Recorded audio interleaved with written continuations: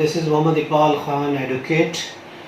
Hi guys, today our topic is how a junior advocate can earn more money and fame.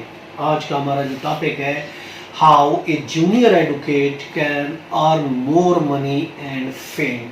कि एक junior advocate किस तरीके से अपना फेम और ज़्यादा मनी अर्न कर सकता है. आज हम वो आपको टिप्स बताते हैं, वो आपको ट्रिक्स बताते हैं, वो आपको चीज़ें बताते हैं, वो हम आपको जिस पर आप अमल करके एक ज़्यादा से ज़्यादा मनी कमा सकते हैं, ज़्यादा से ज़्यादा फेम कमा सकते हैं. एक जूनियर एडवोकेट जब नया नया आता है तो साफ ज़ाहिर है उसको बहुत से प्रॉब्लम पेश आते हैं.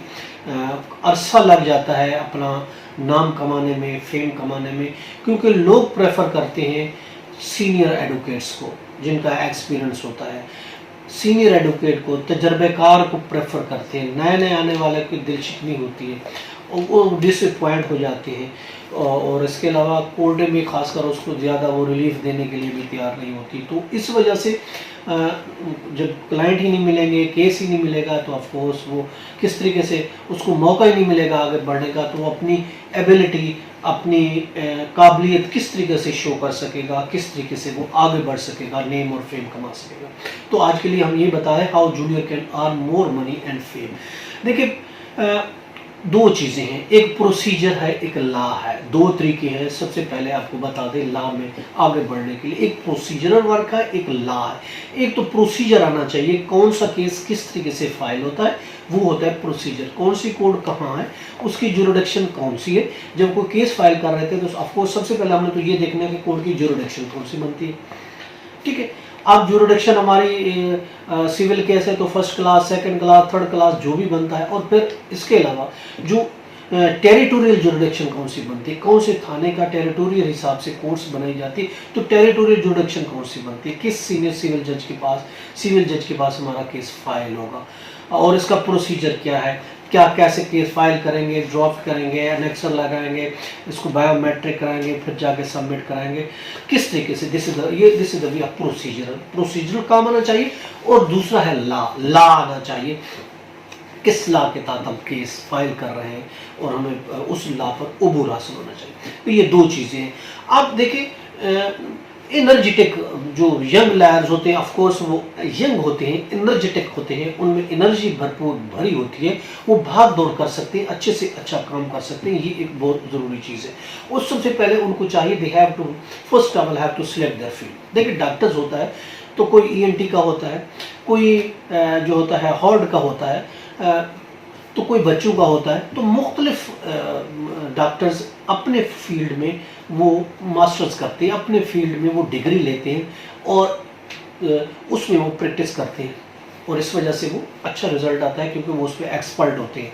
इसी तरीके से एक वकील, लॉ, देखिए law is very vast. Law बहुत वसी एक फील्ड है, उसमें बहुत से लॉ आते हैं. तो इसलिए बेस्ट ये है कि कोई भी वकील चाहे वो कितना भी लायक क्यों ना हो, कोई भी वकील चाहे वो कितना ही बड़ा क्यों ना हो, सारे लॉ पर अबूर नहीं कर सकता, हर फील्ड में वो प्रैक्टिस नहीं कर सकता.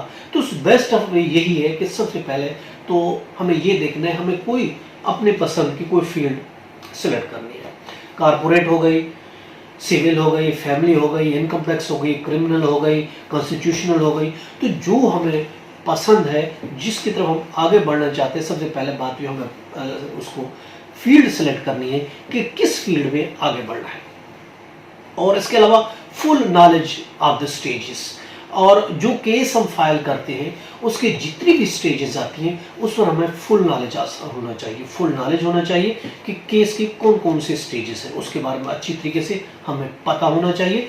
और इसके अलावा स्टडी एज पर केस, जो केस हमारे पास आता है उस पर हम भरपूर तरीके से उस पर स्टडी करें, उस पर लॉ देखें, उस पर रूलिंग देखें, और अच्छी तरीके से अवेयरनेस हमें होनी चाहिए उस लॉ के बारे में जो हम केस फाइल करने जा रहे हैं. ठीक है, अगर हमें नहीं आता तो हम लॉ नहीं आता तो हम किसी फर्म को भी ज्वाइन कर सकते हैं. और अगर फर्म को ज्वाइन को करेगा जो भी, तो ऑफ कोर्स उसको सीखने का मौका मिलेगा, नए नए केसेस के बारे में पता चलेगा, स्टडीज़ करने का मौका मिलेगा. तो ये भी एक ऑप्शन है कि अगर आपके पास ऐसा नहीं है तो आप फर्म को भी ज्वाइन कर सकते हैं. इसके अलावा कॉन्ट्रैक्ट वैकेंसीज आती हैं, अब कॉन्ट्रैक्ट पर वैकेंसीज आती हैं, आप उसके लिए भी अप्लाई कर सकते हैं। उसमें आपने आपको आप ज्वाइन कर लें और उस हिसाब से आप उस फील्ड में जाकर या उस डिपार्टमेंट में वो आप काम कर सकते हैं। और इसके अलावा आप हमेशा प्रॉपर ड्रेस में रहें, जो बेस्ट वे है प्रॉपर। और हमेशा जब घर से निकले आप प्रॉपर और जो कोड का ड्रेस है उसमें निकलेंगे। उसमें एक तो ये होगा, पता चलेगा कि वाकई आप एक वकील हैं। इस तरीके से आपके पीआर और रिलेशन बढ़ेंगे। बीइंग एन एडवोकेट, लोग आपको जानने लगेंगे कि आप एक वकील हैं। और अच्छा ड्रेस वैसे भी एक अच्छे वकील की और प्रॉपर ड्रेस एक अच्छे वकील की पहचान है, ठीक है। और इसके अलावा only law degree is not sufficient, ये याद रखें। हमने ये कहा कि हमने लॉ की डिग्री ले ली, हम वकील बनेंगे, नो, लॉ की डिग्री लेना काफ़ी नहीं होता, एडवोकेट एनरोलमेंट होना काफ़ी नहीं होता। हमें लॉ के बारे में अच्छी तरीके से पता होना चाहिए। हमें जो केस फाइल करने रहे हैं उस बारे में लॉ पर अबूर हासिल होना चाहिए, बहुत ज़रूरी है। हम बुक्स पढ़ सकते हैं, लॉ डाइजेस्ट आते हैं मंथली, हम उनकी स्टडी करें कि रूलिंग्स जो सुपीरियर कोर्ट्स की, हाई कोर्ट, सुप्रीम कोर्ट की आती है उस बारे में हम पढ़ें, लॉ नोइंग बने। लेटेस्ट लॉज आते हैं उसके बारे में हमें जानकारी होनी, ये भी बहुत ज़रूरी है। इसके अलावा सर्कुलेशन इंक्रीज करें हमारा पब्लिक में, अपना उठना बैठना पब्लिक में ज़्यादा करें, ज़्यादा लोगों से मिलें, अपने पीआर बढ़ाएं, ताल्लुकात बढ़ाएं। कोई भी फंक्शन होता है, कोई अच्छी और बुरी कोई गैदरिंग होती है, हम उसको अटेंड करें, हम उसमें बैठें, ताकि हमारा एक हल्का अहबाब बढ़ेगा। हल्का अहबाब बढ़ेगा तो हमारे ताल्लुकात बढ़ेंगे, हमारी एक शनाख्त बढ़ेगी, हमारा एक नाम बढ़ेगा। तो इस तरीके से हमारे पास ज़्यादा से ज़्यादा क्लाइंट्स आने हो जाएंगे और इस तरीके से हम अर्न कर सकते हैं। इसके अलावा जो हमारा क्लाइंट है जिसने हमें केस दी, उसके हक के लिए स्टडी करें, उसके हक के लिए, उसके राइट के लिए मेहनत करें। ये नहीं हम केस तो ले लें, स्टडी नहीं करें, केस ख़राब कर दें, उससे बेहतर हम केस ले ही नहीं। अगर हम केस लेते हैं, रिस्पॉन्सिबिलिटी, तो ये हमारी ड्यूटी है कि हम ईमानदारी से, मेहनत से उस पर काम करें और उसके हक के लिए स्ट्रगल करें, लॉ ढूंढें, स्टडी करें, ये बहुत ज़रूरी है। और इसके अलावा गवर्नमेंट जॉब्स भी आती हैं, लॉ ऑफिसर्स की। हर डिपार्टमेंट में लॉ ऑफिसर गवर्नमेंट मांगती है, ज़रूरी होता है। कोई ऐसा डिपार्टमेंट नहीं है जिसमें लीगल डिपार्टमेंट ना हो। हर डिपार्टमेंट पे एक लीगल डिपार्टमेंट होता है। इसलिए हम लीगल डिपार्टमेंट में, अगर हम कहते हैं कि नहीं हम ऐसे सर्वाइव नहीं कर सकते, तो हम लीगल डिपार्टमेंट को, किसी भी डिपार्टमेंट में हम वो भी ज्वाइन कर सकते हैं जॉब के लिए एज ए लॉ ऑफिसर। और इसके अलावा जो हमें फ्री टाइम मिलता है, फ्री टाइम, तो उसमें हम कोर्ट में बैठे और प्रोसीडिंग देखें। हम बहुत सा लॉ हम देखने को मिलेगा, बहुत सा लॉ हमें समझने को मिलेगा कि किस तरीके से जज के सामने केस की प्रोसीडिंग, दूसरे वकला प्रोसीडिंग किस तरीके से कर रहे हैं।